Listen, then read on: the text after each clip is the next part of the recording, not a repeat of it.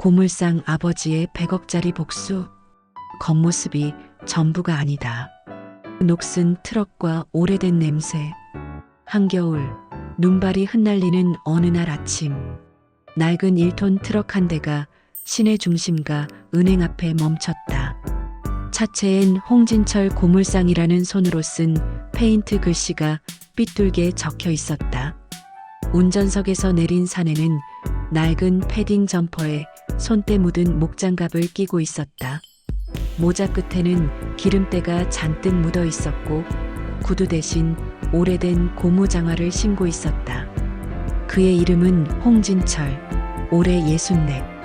폐철, 고철, 전선, 알루미늄 등 전국을 돌며 모은 자원으로 30년을 버틴 고물상 사장이었다. 그 뒤를 따라 내린 젊은 남자는 아들 홍도윤, 28세. 공대 출신으로 아버지의 일을 돕고 있었지만 그의 눈엔 늘 고민이 서려 있었다. 아버지, 진짜 오늘 은행 가서 말씀하실 거예요? 그냥 다른 데 알아보죠. 야, 도윤아. 사업 확장하려면 어쨌든 신용대출은 받아야지. 그래야 폐철 매입 규모 늘리지. 근데 아버지, 요즘 은행 사람들 그런 복장 보면 진짜 안 봐줄 텐데. 괜찮아. 사람은 겉보다 속이지. 아버지, 그런 거 신경 안 써. 그 말이 이날의 복수를 예고하는 한 문장이 될 줄은 아무도 몰랐다. 제1장 사람 취급도 안 해준 은행. 은행 문이 열리자 따뜻한 난기가 쏟아졌다. 대리석 바닥에 반짝이는 구두들, 코트 냄새, 그리고 사람들의 시선. 진철과 도윤은 대출 상담 창구 앞에 앉았다. 번호표 35번 고객님. 창구에서 마른 목소리의 여자 직원이 손짓했다. 명찰에는 김다연 계장이라 적혀 있었다. 아, 예. 저 사업 대출 상담하려고 왔습니다. 어떤 업종이신가요? 고물상합니다. 그 말이 떨어지는 순간 다연의 눈썹이 아주 미세하게 올라갔다. 그녀는 눈을 한번 위아래로 훑었다. 손때 묻은 점퍼, 낡은 신발, 손톱 및 기름때. 물상이요? 아, 네. 잠시만요. 그녀는 건성으로 키보드를 두드리더니 말했다. 사업자 등록증 있나요? 세금 납부 내역도 좀 봐야 할 것 같은데요. 여기 있습니다. 진철은 낡은 서류 봉투에서 깔끔히 정리된 서류를 꺼냈다. 그녀는 그것을 건성으로 훑으며 코웃음을 쳤다. 매출이 연 18억이네요. 하하, 매입원가 제외하면 순익은 얼마쯤 나시는데요? 거의 67억 정도 남습니다. 네. 네, 알겠습니다. 다연은 그럴 리 없다는 표정을 짓더니 서류를 다시 밀어줬다. 신용 등급이 낮고 업종이 위험하네요. 죄송하지만 대출은 어렵습니다. 옆 창구에서 다른 직원이 귓속말로 물었다. 저분 뭐야? 몰라, 고물상이라네. 돈도 없으면서 괜히 와서 귀찮게 하네. 그 말이 들렸고 도윤의 손이 움찔했다. 잠깐만요. 저희는 담보도 있습니다. 담보요? 공장 부지 2,300평, 현재 시세로 한 60억 정도. 그건 나중에 감정 들어가 봐야 알죠. 어쨌든 신용이 낮으니까. 그녀는 시큰둥하게 말을 끊었다. 진철은 고개를 끄덕이며 자리에서 일어섰다. 그래요. 알겠어요. 그의 목소리는 평온했지만 눈빛은 유리조각처럼 차가웠다. 은행을 나서는 길, 도윤이 분통을 터뜨렸다. 아버지, 왜 가만히 계셨어요? 완전 무시하잖아요. 괜찮다. 저 사람들 아직 세상을 덜 살아본 거야. 근데 이대로 두실 거예요? 응. 바로는 아니고 때가 되면 보여줘야지. 세상 돌아가는 이치를. 마이너스. 제2장 고물상, 그들의 왕국. 그날 저녁 고물상 사무실. 창고에는 수천 톤의 고철이 산처럼 쌓여 있었다. 도윤이 컴퓨터 앞에서 거래 내역을 정리하고 있었다. 아버지, 이번 달만 해도 철강사 쪽에서 입금된 게 11억 넘었어요. 그래. 그럼 곧 2호 공장 들어갈 자금은 됐겠네. 네, 근데 그 은행, 거기 거래 끊죠. 이번에 신규 통합계좌 만들 때 아버지 이름 말고 회사 법인으로 만들어요. 진철은 묵묵히 고개를 끄덕였다. 그는 고물상 사장이지만 실상은 전국 폐자원, 유통의 절반을 공급하는 재활용자원 유통협회 회장이었다. 트럭 몇 대, 창고 몇 동, 그리고 30년의 신용이 그의 자산이었다. 총 자산은 부동산 포함 100억 원이 넘었다. 도윤아, 사람은 겉으로 평가하면 안 돼. 아버지 옛날에도 이런 일 많았다. 근데 이번엔 너 말대로 해보자. 속 시원하게. 진짜요? 그럼 저한테 맡기세요. 그래. 대신 복수는 품격 있게 해야 한다. 우린 고물상이지만 쓰레기는 아니다. 그날 밤 도윤은 노트북을 켜고 뭔가를 정리하기 시작했다. 서류, 계좌이체 내역, 투자계획서, 그리고 은행 지점장 이름까지. 제3장 돌아온 손님. 일주일 후 같은 은행. 이번에는 슈트 차림의 젊은 남성이 대기실에 앉아 있었다. 도윤이었다. 깔끔한 네이비 정장, 얇은 시계, 정제된 말투. 번호표 35번 고객님. 우연히도 같은 창구였다. 다현은 이번엔 고개를 살짝 숙이며 미소를 지었다. 안녕하세요, 고객님. 어떤 업무 도와드릴까요? 예, 신규 법인 계좌 개설하려고요. 법인 명의는요? 홍자원홀딩스 주식회사입니다. 그녀는 잠깐 멈칫했다. 혹시 그쪽 자원유통협회랑 관련 있으신가요? 네, 저희가 그 협회 계열사입니다. 그 순간 그녀의 태도가 눈에 띄게 바뀌었다. 아, 그러시군요. 혹시 초기 예치금은 얼마로 설정하시겠어요? 50억으로 할게요. 순간 은행 안이 조용해졌다. 다현은 말문이 막혀 잠시 키보드를 멈췄다. 50억이요? 네. 예금 이체 바로 진행할게요. 도윤은 USB를 건넸다. 그 안에는 송금 확인서와 법인 자금 증빙 파일이 있었다. 지점장님께 바로 인계해드리겠습니다. 그녀는 허둥지둥 뛰어갔다. 잠시 후 깔끔한 정장을 입은 지점장 박성우가 직접 나왔다. 아, 안녕하십니까. 저는 박성우 지점장입니다. 혹시 대표님 성함이? 홍도윤입니다. 아, 제 부친도 곧 오실 겁니다. 잠시 후 문이 열리고 낡은 점퍼 차림의 진철이 들어왔다. 다현의 얼굴이 하얗게 질렸다. 아, 아까 맞아. 고물상 사장이요. 진철은 미소를 지으며 말했다. 우리 자금이 좀 커져서 이 은행으로 옮기려 하는데 괜찮을까요? 지점장은 얼굴을 굳혔다. 예, 당연하죠. 저희가 적극적으로 모시겠습니다. 근데 말이죠. 진철은 잠시 눈을 가늘게 뜨며 말했다. 지난주엔 우리한테 신용이 낮다고 하더니 오늘은 많이 친절하네요. 그 말에 지점장은 식은땀을 흘렸다. 다현은 고개를 들지 못했다. 그땐 제가 제대로 알아보지 못해서. 아니요. 잘 알았어요. 사람 겉만 보는 눈이란 게 어떤 건지. 진철은 조용히 통장을 받아들며 말했다. 이 계좌 50억 맡길게요. 근데 이자는 괜찮습니다. 대신 직원 교육은 잘 시키세요. 사람은 돈보다 마음으로 평가해야 하니까. 마이너스. 제사장 세상이 뒤집히다. 며칠 후 은행 본점에서 공문이 내려왔다. 홍자원홀딩스 신규 법인 계좌 전국 고물자원 시장 점유율 43% 보유. 향후 거래 500억 이상 예상. 지점장은 박수를 쳤지만 다현은 한동안 아무 말도 하지 못했다. 며칠 뒤 그녀는 진철에게 직접 찾아가 사과했다. 정말 죄송합니다. 제가 너무 어리석었어요. 괜찮아요.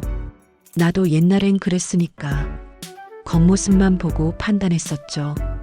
그래도 부끄럽습니다. 사람은 실수로 배우는 법이지. 대신 다음엔 다른 사람 볼 때 이 사람의 하루는 어땠을까 한 번쯤 생각해봐요. 다현은 눈시울이 붉어졌다. 그날 이후 그녀는 누구에게도 말투를 높이거나 낮추지 않았다. 마이너스. 에필로그 녹슨 철보다 단단한 마음. 몇 달 뒤 고물상 앞 새 트럭이 줄지어 서 있었다. 도윤은 사업 확장으로 전국 4번째 공장을 세우고 있었다. 아버지, 은행에서 또 오라네요. 대출이 아니라 투자 제한이래요. 세상 참 빨라. 근데 아버지, 왜 여전히 그 옷 입으세요? 이 옷 말이냐? 이게 내 갑옷이지. 사람들 속을 볼 수 있게 해주거든. 진철은 하늘을 바라보며 웃었다. 녹슨 철더미 사이로 반짝이는 햇살이 비쳤다. 도윤아, 돈이 많으면 뭐하냐? 사람이 녹슬지 않으려면 마음부터 닦아야 돼. 네, 아버지. 멀리서 트럭 엔진 소리가 다시 울렸다. 고물상 사장, 100억대 자산가 홍진철. 그의 복수는 돈으로 한 것이 아니라 품격으로 한 사이다 복수였다. 그리고 세상은 그날을 잊지 못했다. 고물상 부자의 진짜 금덩어리는 마음이었다는 이야기를. 고물상 아버지의 유산. 세대가 이어가는 진짜 금덩이. 일장 15년 후 새 아침. 고물상 입구 간판에는 이제 이렇게 적혀 있었다. 홍자원그룹 제1사업소 자원은 순환하고 사람은 함께한다. 아침 해가 뜨기 전부터 창고 안에서는 기계 소리가 울렸다. 포크레인이 패처를 들어 올리고 자동 분류기가 플라스틱을 색상별로 나누었다. 예전에는 사람 손으로 하던 일이 이제는 시스템으로 돌아갔다. 그 옆 흰 머리가 성성한 한 노인이 서 있었다. 기름때 묻은 점퍼는 그대로였지만 그의 눈빛은 더 깊어졌다. 홍진철, 79.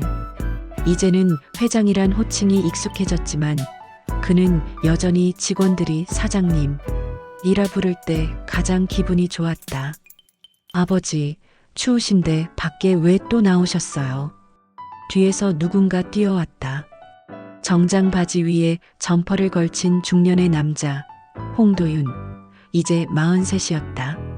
그는 15년 전 아버지와 함께 은행에서의 굴욕을 복수로 되갚았던 그 아들이었다. 도윤아, 아무리 기계가 한다지만 이런 건 사람 눈으로 봐야 해. 철이 좋은 놈인지 나쁜 놈인지는 냄새부터 다르다. 그건 아버지만 아시는 감각이에요. 이게 기술이야. 세상에 기름 냄새 맡으면서 사는 사람만 아는 기술. 진철은 주름진 손으로 철판을 두드리며 미소 지었다. 그래도 참 달라졌네. 옛날엔 폐철 한 덩이 실으려면 하루 종일 트럭 몰았는데 이젠 전국 물류 자동화라니까요. 10톤씩 하루에도 수십 번 나가요. 기술이 좋긴 한데 사람 정이 사라지는 건 좀 아쉽다.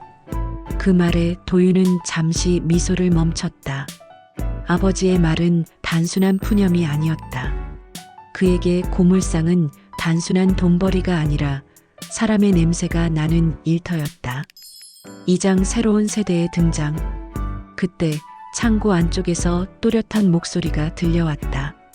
아빠, 할아버지, 이거 무게 잘못 나왔어요. 12.6톤인데 시스템이 12.3톤으로 찍혀요. 진철과 도윤이 동시에 고개를 돌렸다. 노란 안전조끼를 입은 중학생 소년이 뛰어오고 있었다. 홍지훈, 도윤의 아들이자 진철의 손자였다. 어이구, 우리 지훈이가 무게까지 본다고? 그럼요, 할아버지. 이건 철보다 구리 함량이 높아요. 색이 다르잖아요. 허허, 맞다. 이놈 봐라. 진짜 우리 피를 물려받았구나. 지훈은 할아버지 옆에 서서 모니터를 뚫어지게 바라봤다. 그의 눈빛엔 호기심이 가득했다. 근데요, 할아버지. 이건 그냥 고철이 아니잖아요. 이거 재활용하면 자동차 프레임에도 쓰이고 신형 기차에도 들어가요. 그렇지. 그래서 이 일은 더 이상 고물상이 아니야. 이건 자원의 미래를 다루는 일이야. 그럼 저도 커서 이 회사 맡을래요. 진철은 잠시 아무 말 없이 손자의 머리를 쓰다듬었다. 그래, 지훈아. 맡으려면 마음부터 단단해야 돼. 사람이 철보다 쉽게 녹으면 안 되거든. 3장 세월의 무게. 그날 오후 진철은 오래된 사무실로 들어갔다. 벽에는 여전히 30년 전의 사진들이 걸려 있었다. 낡은 트럭, 젊은 시절의 자신, 그리고 아들과 함께 찍은 첫 고철 산더미. 책상 위엔 오래된 은행 통장이 놓여 있었다. 홍진철 개인예금 잔액 324억 8천만 원. 그는 잠시 그것을 바라보다 미소 지었다. 참, 돈이 이렇게 많아도 세상은 똑같이 돌아가네. 문득 그가 중얼거렸다. 아버지, 또 옛날 생각하세요? 도윤이 커피를 들고 들어왔다. 응, 그 은행 기억나냐? 당연하죠. 그날 이후로 우리 인생이 달라졌잖아요. 맞다. 근데 가끔 그때가 그립다. 비 맞으면서 고철 줍던 그 시절엔 돈은 없어도 하루가 꽉 찼거든. 도윤은 조용히 미소 지었다. 이젠 아버지 덕분에 100억이 1000억이 됐어요. 하지만 저도 알아요. 아버진 여전히 고물상 홍진철로 살고 싶어 하신다는 거. 그게 내 이름이지. 홍자원 그룹 회장 이런 건 너무 길어. 둘은 웃음을 터뜨렸다. 그러나 그 웃음 속엔 서로를 향한 존경이 담겨 있었다. 사장 한 번의 인터뷰. 며칠 뒤 지방방송국에서 인터뷰 요청이 들어왔다. 국내 최대 재활용 자원 그룹의 창업주 홍진철 회장을 만나다. 진철은 처음엔 거절하려 했다. 난 이런 거 불편해. 말주변도 없고. 하지만 도윤이 설득했다. 아버지, 이젠 세상에도 알려야죠. 고물상도 재활용도 다 존중받을 만한 일이란 걸.